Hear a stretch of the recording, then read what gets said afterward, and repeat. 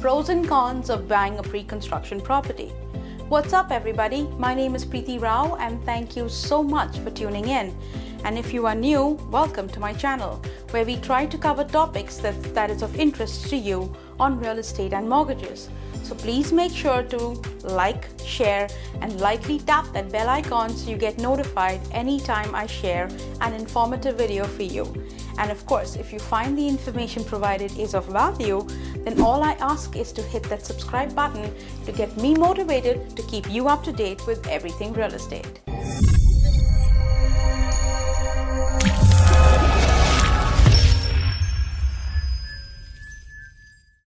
Hi, my name is Preeti Rao and I am a real estate broker with Search Realty. As a real estate agent, I keep getting asked this question by my buyers. Should I buy a pre-construction property or should I buy resale? What are the pros and cons? How do I know what is best for me? My answer to all my clients is that it all depends on your individual situation, and let's discuss. So, what is pre-construction? It's where the developer sells homes in a development before construction is completed. Buying a pre-construction home is different from buying an existing home, which is a resale home. A resale property means that the property is already built and is move-in ready. In this case, you are purchasing a home from someone who has already lived in the property, and there are a number of factors that you need to take into consideration when determining whether a pre-construction or a resale purchase is more appropriate for you. There are two main kinds of pre-construction. One is a freehold pre-construction property, which includes property like freehold townhouses or row houses, semi-detached homes and detached homes. And the second kind are condo townhouses and condo units or condo apartments. So what are the pros and cons? Let's start with the pros. 1. You are the first owner of the unit and you have all the options of choosing the color schemes, the flooring, the cabinetry, and also add any additions to the unit or the property if the permit allows. You can upgrade the property to your taste. Pro number 2. The down payment or the deposit is done in installments over a period of time. Typically, a deposit can vary from a minimum of 10% all the way to 20%, sometimes even 25%.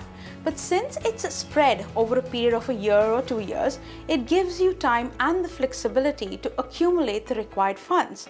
The first payment is typically a 2.5 going all the way up to 5% depending on the builder and is due in 30 days.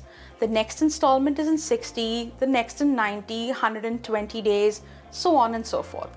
And sometimes this can be negotiated with the builder if you have an experienced agent by your side. Number 3. As a first occupant of the property, you don't have to worry about blemishes, damages, or scratches left behind by the previous owner. Everything is in mint condition, and if it's not, the builder will repair it for you. And that too, no cost at all. Point number 4. The home comes with a Tarion warranty. Now, Tarion is a not-for-profit organization to protect consumers, established by the Ontario government to administer the province's new home warranty program. Basically, they are here to protect you, the consumer. But more on this on another video. Point number 5. Values may appreciate. So, since you are paying for a property today to get it complete and ready to move in after 2-3 years, the value of your property will appreciate and may be higher than the original purchase price at the time of closing. If house prices rise and the date you sign the sale agreement and the date that the house is complete, you could receive a financial windfall and moving into a home with a higher market value than the price you paid. Now, let's talk about the cons. Con number 1. Not tangible. As you are aware, you are buying a pre-construction property. So what you are buying is the property solely based on a floor plan without seeing the finishes, the layout, or the outside view of the building. All the measurements that the builder provides are estimates and may be subject to change. Point number 2. The risk with mortgage rules changes or interest rate hikes. You cannot be certain whether the interest rates will rise.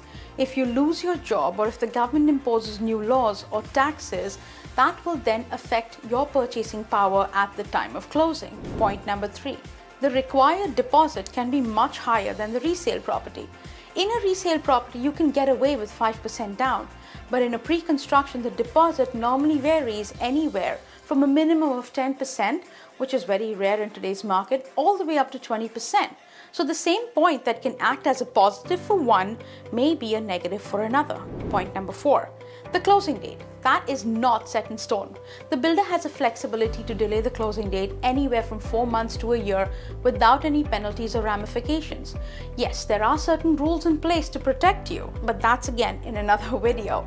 But there's always a chance that the builder won't sell enough units to proceed without construction or cannot finish for whatever reasons that will delay your move-in date. And if you have to sell your home in order to move into your new property, then that would definitely put a huge kink in your plans.